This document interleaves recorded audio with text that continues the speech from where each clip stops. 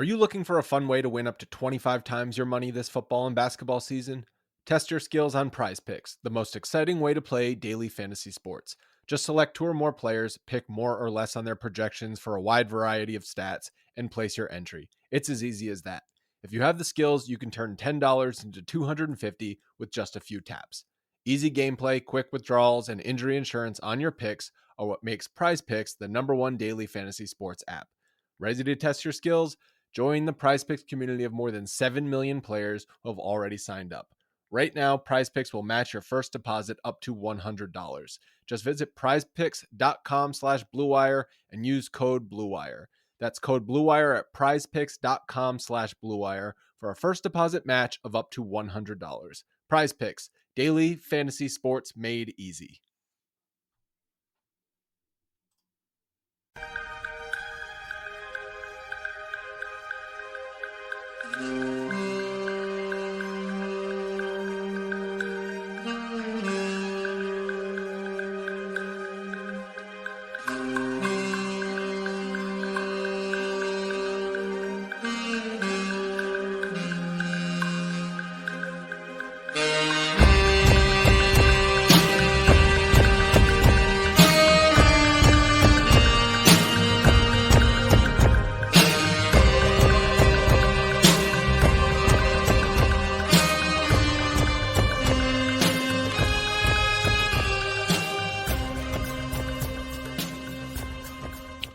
Hey, hello. It is Josh Bowe from Mavs Moneyball.com and co-host of Pod Maverick. We're here with Pod Maverick After Dark. I'm here with Matt Gilroy, a longtime staffer of Mavs Moneyball, who's been with us for a while. I think this is his first video post-game podcast. So, Matt, thanks for hopping on, man. Of course. Helps us to win. Everyone's in a good mood. Oh, yeah, for sure. And we're a little late because we are also Cowboys fans, and there's a Cowboys game. And we were like, okay, it's almost over. And then we thought it might go to overtime, and then it took a million plays. No one would have watched this until the game was over anyway, so we're just doing what everyone else is doing. Right. So we're here, though. We're here. Kirk's getting another night off because he has a newborn, and he's allowed to take as many nights off as he wants or needs. So I expect him to maybe be back for whenever our next show, or maybe not. We'll see. He's up in the air, as is most of the Mavericks roster. Right. Yeah, right. Just, it's day to day. Exactly. Yeah, he's day to day for sure. Okay, so Mavericks beat the Warriors 132-122 on the road, which is important because the Warriors, they're 9-8 now, but I think they won like 8 out of their last 9. Yeah, there was a graphic at the start of that game where their current kind of run at home has been very, very strong. So it's a good win. Yeah, for sure. So to be honest, my immediate thoughts were, I actually thought Dallas commanded the game more maybe than the final score indicated. I know they ended up winning by 10, but I really felt like, there was no point in the game where I thought they were going to lose, which maybe is me being a little more optimistic when the Warriors cut it to 5 with about 2:47 left in the game. But I don't know. The Mavericks just kind of had the Warriors' number, I felt like, offensively. Like, they kind of got whatever shot they wanted. The only time the Warriors made runs was when there was some, maybe some bad mistakes, turnovers. But otherwise, the Warriors, they could not guard the Mavericks. And the Mavericks couldn't really guard the Warriors, but the Warriors do this thing where they have these, like, brain-melting turnovers at the most inopportune time. Yeah, and they didn't have a ton of turnovers in the game, but the other ones they did have were, crushing, in terms of, right after they're making a run or trying to pull close. Yeah, the one turnover that sticks out, I don't know if you remember it, is I think it was in the second quarter. Yeah, the Mavericks were up, I think 36-33, and the Warriors were making like a push, and Clay got like a run out. And instead of like just laying it up in a 2-on-1, he tried to like do a mid-air tap like alley-oop pass to his running mate, which was, I think, Podziemski, who is like another guard. And it was immediately picked off by Exum, and I was like, that is like one of the stupidest turnovers that I've ever seen from like an NBA, a long-time NBA All-Star. And then after that, the Mavericks kind of like ran away with the game for the most part. Yeah, it was not his night in like any facet of the game. Oh my God, I'm just now seeing he shot 1 of 11 at points. That's crazy. So what kind of, that's kind of my immediate thoughts from the game. What were yours? Yeah, I mean, just kind of as I was watching, like the thing that I kept thinking is like it's like the most competent win of the season. Like Yeah. just because it's the Warriors, they can score points at any point. So like of course they're gonna make runs. Seth Curry can make threes, better than anyone in the league. So like yeah, like they can get it close at any kind of point in the game. You can turn it on and flip the switch. But yeah, it's like every time the Warriors would make a push to get it close, it was just like Mavericks would kind of squash it, call a timeout, which has been good from Jason Kidd to kind of reset that momentum and get the team kind of back in line and get a good offensive play in. So yeah, I mean, and it was kind of one of those games where like everybody pitched in. As I was watching, I was like, oh man, look at it. All these guys are scoring. Like Luka's getting all this help. He doesn't even have to have a great game. And then I looked and he still had 39 points. So it was like the quietest 39 points of his career, I think. But he played a great game. I mean, Dereck Lively had another double-double. Exum is great. And then, I mean, the big kind of thing was the big kind of Josh Green reemergence was great to see from him. So, yeah, I mean, everybody played pretty darn well, and it was just kind of great team win. And yeah. Yeah, I mean, the Mavericks they shot 55.7 from the field. They shot 40% from three and 82% at the free throw line. Like, that's a very good offensive night. They made 16. They'll win most of those games if they can pull that off. Exactly. They hit 16 threes. They still score, even though they shot a bunch of threes.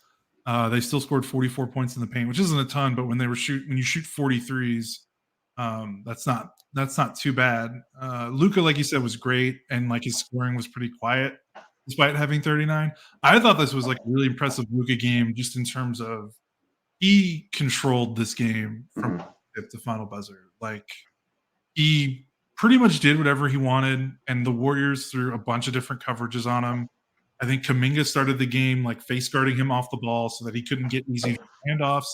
That didn't really work because the Mavericks kind of like played 4-on-4 with like Kuminga out of the play, and Kuminga is like a really athletic defensive player for the Warriors, so it kind of made things easier. Then when Luka got the ball and the Warriors switched, Luka either made a step back three or like a little mid range jumper. If they didn't switch and they doubled, he passed it around and someone either made a three or got a dunk. Like it was. I felt like the Warriors basically tried to do every type of defensive coverage, and Luka pretty much beat all of them. Like it never felt like he. I mean, it didn't even look like he. I mean, I know obviously he did, but it was one of those games where like he didn't even break a sweat. It felt like. He was I mean, looking at it, it's like he did all that and played he played a lot. He played a full game, but he played like normal rotation minutes. He played just under 38 minutes. It wasn't like he had to go out there and play 45 minutes or whatever in a panic to try to win or he was the only one out there doing something. So he played his minutes, played his normal rotation, played well. We never really had to kind of deviate from kind of the game plan. It seemed like. Yeah, and I think the Mavericks. I mean, I don't know if they won all the minutes Luka was on the bench, but they played pretty well with him on the bench. Like the Warriors didn't go on a ton of huge runs with him on the bench. Grant Williams, like showing a pulse, 10 points, made all of his shots, made two threes. That certainly helped. And then, like you said, we got to get to Josh Green, who was probably the second most important player of the game. Even though he had 18, Exum had 19, but his scoring was just kind of came out of nowhere. I think he had. Man, I mean, he only made 2 shots in his last 2 games, which were his first 2 games back after like 3 weeks out. Yeah, he scored 4 points total in about 36 minutes of play in the last 2 games. And then he scores 18 in 25 minutes, 6 of 8 from the floor, 3 or 4 from 3. Had a really awesome dunk after a made basket. That was like, where has that been? Like, and like Josh has been struggling. Like, it's not just those 2 games he came back. He hasn't really played all that well this entire season. Defensively, he's shown some drop-offs. He hasn't been as assertive on the offensive end of the floor. He was very aggressive. Yeah, it's such a weird thing because like an elbow injury is not like a common NBA injury, but maybe it really was bothering him or something, or maybe he's finally right for the first time this season. But yeah, I mean, if he can play like that the rest of the season, that'd be a huge boost. So, and that run-out dunk that he had, especially I think came after like a big Steph Curry three. Kind of, it was like, just like we were talking about. It was like, as soon as, the crowd got into it and it seemed like they were going to do something, like Mavs immediate response. So, great game for them. Yeah, Mavs had 20. I guess that counts as a fast break point, even though it was a made basket. Yeah, Mavs had 20. Yeah, the Mavs had 23 fast break points, which is, that's kind of this also, like, besides Luka being incredible and these role players stepping up and Lively being awesome, like the fast break has been really good for them. And then other guys stepped up. Exum, Lively was really good. We probably need to shout out Lively before we talk about anyone else. 12 and 14. The Warriors had a ton of offensive rebounds. They had 16. So, it's probably like, well, shouldn't Lively help more there? But like, he was really kind of like a man on an island. It felt like in the paint and at the rim. And I think he did a really good job. Even if the Warriors did get an offensive rebound, he did a really good job contesting. He had 0 blocks, but he was a big factor in the Warriors not really scoring at the rim a ton. The box score, I think the way the Warriors track shots is a little funky because it says the Mavericks had 6 shots in the restricted area and 24 shots in the paint, but outside the restricted area, that feels like a lot. So it feels like they might be tracking it. The tracking might be a little different there, but still, the Warriors shot 8 of 14 in the restricted area, which is a really good, like, that's 57%. League average is about 66, and that was like all Lively. And I thought Lively did a really good job in the paint. Yeah, and the boards he grabbed, especially down the stretch when the Warriors were kind of making their last push, it seemed like he was grabbing everything. Like, they weren't getting a ton of second chance points in the fourth quarter. So, just like, contributing to that kind of thing. We're like, we got a little close, especially those in the fourth, when I think Steph hit a 3, and then Chris Paul got that steal off of Lively, which is kind of his only bad play of the night. And then he went down and hit a 3. So, other than that, it was a great, great game. And the other thing from Lively is, like, I kept noticing, like, whenever he catches the ball, kind of like at the free throw line, like when Luka gives it to him, he's so good at either just like, if he can turn and make a basket, he's so efficient in the paint, or he'll always just quickly makes the right pass to somebody. I think he only had 1 assist, like direct assist tonight, but it seemed like every time he caught it there, either he was scoring with it or he was making the right pass to someone out, and the ball was moving around and someone was going to get a good shot. So I like that decisioning from him as well. Yeah, I think that's got to be. There are a lot of things that are surprising me about Lively because, like, I'll be honest, I'm not a college tape grinder, and I kind of just rely on what all the other draft experts are saying, who watched a lot more of him in high school and college than I did. His ability, like you said, his ability to make those plays when Luka gets doubled in the middle of the floor, whether he's catching at the free throw line or sometimes like Luke, he kind of like sags all the way to the rim, and Luka will just hit him from the top of the 3-point line to like right in front of the restricted area, and he'll just toss in a little jump hook, which is also like impressive. Like, because I thought he was basically purely like a dunks and layups guy. Like, his ability to like catch the ball with a man on his back or on his hip and just turn around and have the touch to score, to finish the play. Like, that's impressive. Like, his ability to catch the ball near the free throw line and take like one hard power dribble. Like, that is stuff that I'm like, I had no idea he could even do that. And he wasn't even doing that like the first 2 weeks of the season. Mm-hmm. And it's just like his progression is just nuts. Like, it feels like every game he's like adding something a little bit new to his game, or he's just like improving upon something that maybe didn't work too well the last game.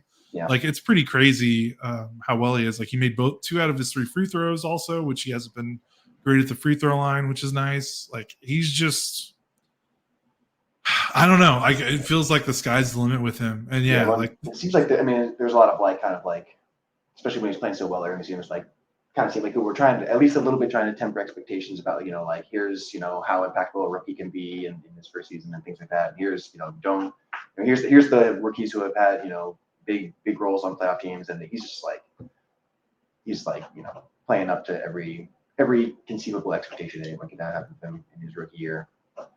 Yeah, for sure. And I think it also helped, like, Looney hasn't been that good for the Warriors this year. He's kind of fallen off. So they start their rookie, their second round rookie, Trace Jackson Davis, who's a pretty good player. Like, he played pretty well. He had 17 and 6, but like, after Lively had to go against Jared Allen, and then Rudy Gobert Yeah. in back-to-back games, like going against Jackson Davis and Looney, like a diminished Looney. Yeah. Like that must have been nice. he was not getting his ass whipped in the paint consistently as those two games because he was just playing against different players. Which, hey, you can only play who's in front of you. So it was nice to see him rebound against a team that's not as beefy in the paint as the last two teams they played. So that was cool. Especially because I think the Mavs organization is like a collective trauma about Kevon Looney, running all over them in the playoffs. Right. So it's good they can finally feel like they have a guy who can handle Kevon Looney playoff. No, Kevon Looney. That's crazy. Yeah, because it feels like Looney has been like their ghost for like the last 2 years. So that's pretty good. We're about 15 minutes in, so I'm going to take a little moment to remind everyone that's watching the live stream on YouTube to like and subscribe to our channel. We really appreciate it. Kirk does a really good job selling this podcast and promoting it. So I'm trying to do the best I can in his wake. If you are not listening live, if you're listening to the audio feed, subscribe to our podcast feed. That also helps us a lot. I know that every podcast, I don't have an update on our Apple Podcast issue, but unfortunately, we are still working through it. So until then, please listen to us on Spotify or YouTube Music or an alternative podcast app outside of Apple. We'll do our best. For those of you on the YouTube live show, we're going to just take a quick pause so that I can sneak in an ad break for our audio-only listeners. So audio-only people, you'll be hearing an ad break in just a moment. YouTube people, stick around. We'll be right back after this break. This episode is brought to you by Google Pixel, the official fan phone of the NBA and WNBA. The new Pixel 8 and Pixel 8 Pro are built different. How? Take the Audio Magic Eraser tool. It helps block out distracting crowd noise so your play-by-play commentary sounds crystal clear. The only phone engineered by Google brings out the audio you care about so your videos sound as crisp as they look. Learn more at googlestore.com/pixelnba. Audio Magic Eraser requires Google Photos app. May not work on all audio elements. Okay, we're back. Mavericks beat the Warriors 132-122. Really fun game. We talked about Luka. We talked about Josh Green. We talked about Lively. I think we just talked about how well I think the Mavericks played. Matt, you said this felt like kind of one of their more what'd you say? Like they're most competent. Like everyone did what they were supposed to do. Everyone played. I think there was a Mavs PR tweet that went out that was like, when either Green or Exum scores 15 points, the Mavs are like 7-1, and they both scored over 15. So it's like that's the kind of thing that we've been asking for years. Like, just it seems like Luka's gonna get his points. If we have one other guy, Kyrie theoretically is that guy now who's gonna always gonna be there. But then if you have one other guy, if it's Tim, if it's Exum, if it's Green, one other guy who really kind of has a big game and steps up in a big way. And tonight there was a lot of guys. I think there were like six guys in double digits. Exum played as good a defense as he can on Steph. So it was just a great team effort. Luka did Luka things, and everyone else did what they needed to do. Yeah, competent. That's such a good word. Especially, like, Mavericks only had 9 turnovers. Luka had 4 of them, which is fine because he has the ball like every single play. So the fact that no other Maverick had more than 1. So like, considering how much the Warriors tried to get the ball out of Luka's hands, like for the Mavericks in those moments to not toss the ball away, it makes a difference. Like, just being able to get a shot up. Getting a shot up is much better than a turnover. Tim Hardaway Jr. had 5 assists and 0 turnovers, which is pretty awesome. So it just kind of goes to show just how, like, everyone kind of knew what they needed to do. They were all in the right places. No one seemed out of place. Everyone seemed to contribute. Like, Jones had 2 steals, played Steph pretty well. Luka defensively had some good possessions against Steph as well on the defensive end, which is funny. Luka's had a couple. I mean, yeah, he was the first one to say it, but he's had a lot of really strong defensive games. I don't think he had the kind of blocks and steals this game as he had in a couple of the last ones, but yeah, I mean, he's stepping up on defense. I think it's pretty visible to people who are watching, even if he's not stuff in the stats every time. So yeah, he got a steal and a block. So that's he's slowly adding more and more to his season total. But I think he's taken a step up defensively. Definitely recently, if not kind of on the year as a whole. I totally agree. I thought this was a really good performance from him on both sides of the ball. Obviously, Defensively was interesting. Like, I think Lively was good at the rim. I think there were some good moments against Steph, especially. Man, Steph and Clay combined to go 10 of 36 from the floor. Yeah. You will probably not. I mean, I want to say you will not see that a lot with the Warriors, but I think Steph has been in a pretty bad shooting slump like the last 4 or 5 games. So those two. Yeah, and Clay I mean, it's been, kind of funny to think that like the Warriors would have won this game if it wasn't for Steph and Clay picking it up, because everyone else on the their Warriors rookie is playing great. Like I when I'm trolling through Twitter to look for people saying Dereck Lively should win Rookie of the Year, I come across people who are sticking up for this. I can't say his name. They said it a couple times. I think it's Pazinski. Yeah, Pazinski. I'll learn it when he makes All-Star. But he's played. That's the first time I really watched a ton of him play, and he got 20 minutes, played really well, hit a lot of big threes. So seems like a good player. Yeah, they got 2 rookies that are really, because Jackson Davis. I mean, he's not a beefy. I don't know how long they can handle him starting as like a center. But he's pretty skilled as well. So they've got 2 skilled. It's weird. Like Kuminga played a pretty good game, I thought. Like this Warriors season, I mean, not to talk too much about the Warriors, but it feels like the young guys are kind of doing their part, and it's like the old guard that's kind of letting them down a little bit. Like Looney hasn't been good. Draymond, before he got suspended, was really erratic. Yeah. Steph has been pretty good all season for the most part, but Clay has looked really bad. So Clay definitely seems like the biggest kind of missing piece of like kind of where their success used to come from. So that's crazy. But Mavericks don't care. They will take they will take the win. I think another guy, we didn't really talk too much about Exum. We just kind of mentioned how well he played.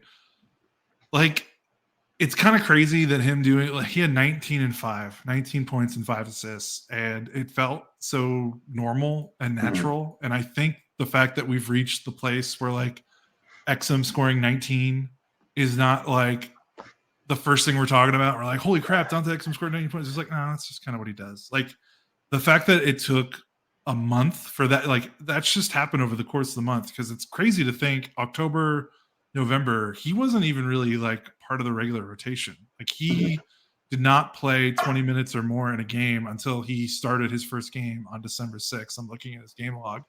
And then from there, he's been dynamite. He's averaging 15. He's basically averaging 15, 5, and 5 for the most part in December, which is nutty, like just absolutely nutty. He's shooting 60% from the floor. The threes, I have to imagine, are going to fall off eventually, but he keeps shooting them so confidently. I don't know when that's going to happen, but like what's not going to end with him is his ability to kind of be that connective piece in terms of moving the ball and like attacking the secondary action when Luka does whatever he does. And then his finishing and driving ability at the basket, like, just keeps getting better. It feels like every game. That was a big difference maker. Like, the Warriors don't, like, you can attack this when Draymond's not on this roster. If he's not playing, I mean, I don't know who they have that can block shots and guard the rim. Like, Looney's a decent big, but he's not like a rim protector in the traditional sense. And then Jackson Davis, I don't think, is either. Like, I think they had 3 blocked shots tonight, and none of them came from their bigs. I think Chris Paul got one. Yeah, Paul. Everything he does is annoying to me, so I know. Every time he made it back, I was like, what the hell? Yeah, Paul had one, Wiggins had one, and Gary Payton had one. The second Gary Payton second. So, like, his driving ability is just crazy, and like, it's just, I don't know, it's just wild to me that we've already just reached this phase with Exum where it's like, yeah, this is kind of who he is. Like, I keep thinking maybe there's going to be a drop off, but maybe just in the starting lineup playing next to Luka, like, this is what we should expect. Do you think he's going to stick in the starting lineup when Kyrie comes back, or do you think maybe that'll be kind of like the inflection point when he has to kind of go to, if he's playing, leader off the bench, if he's, I don't know if he can be as effective as playing next to Luka, just because of gravity and Luka's, Well, I want to offer a prediction, but Kid already answered this question a couple games ago. He said Exum's going to start and Grant Williams is going to come off the bench. So the starting lineup is going to be Kyrie, Exum, Jones, Lively, Luka, which seems a little small, but Grant hasn't really been doing too much on the defensive end of the floor anyway. So you might as well just play your 5 most productive guys at the same time. So he's going to keep starting, and I think they're just going to ride this as long as they can. Maybe if he cools off, they make another change. But like, I don't know. Do you see this ending anytime soon? I mean, he's playing so well. Yeah, I mean, with the way he's playing, it's hard to move him to the bench. I mean, when he's first was playing well, it's like, oh great, we have this guy who can lead the bench, and like I don't have to worry about the bench minutes anymore. And now it's like he's playing so well that you have to start him. But then now it's like back to wondering like, who's gonna lead the bench now? So it's a good problem because now you got all these productive guards. But I mean, yeah, maybe it might just be one of those things where it's like it'll be matchup. Rick Carlisle's favorite word, matchup based. If we're playing a bigger team, maybe Green or Williams starts and plays with one of those guys. But yeah, I mean he's playing great, so stick him anywhere and just let him go. Yeah, for sure. Man, I don't even know what else to talk about. Like, because like everything was just pretty well. I don't even really have any like I'm trying to think of negatives. Like, I mean, the Warriors give the Mavericks fits whenever they like kind of do their off ball stuff. Mm-hmm. It kind of saw some flashes of that play out the Western Conference Finals because they killed the Mavs with like off ball cutting and stuff like that. Like the Warriors had 32 assists, which is a ton of assists. Like they were really moving the ball well when they weren't doing the crazy, like inexplicable turnovers. And the Mavericks didn't really have much to stop it, but it ended up not really mattering all that much because Steph and Clay didn't make enough of their shots. Yeah. And really, I mean, no one hit. The only person who hit threes consistently, like Steph ended up going 6 of 15. Paul went 6 of 9, but like the role players didn't really make him pay. Kuminga 1 of 5, Saric 1 of 4, Wiggins 1 of 3, Peyton missed 1, and then Podziemski did go 3 of 5, but he made 2 of those like in back-to-back possessions, and otherwise it wasn't too much of a problem. Like it felt like the Mavs were a little bit more consistent with their 3-point shooting from their role players, and that felt kind of like the difference in the game, I think, or maybe not the difference, but one of the factors at least.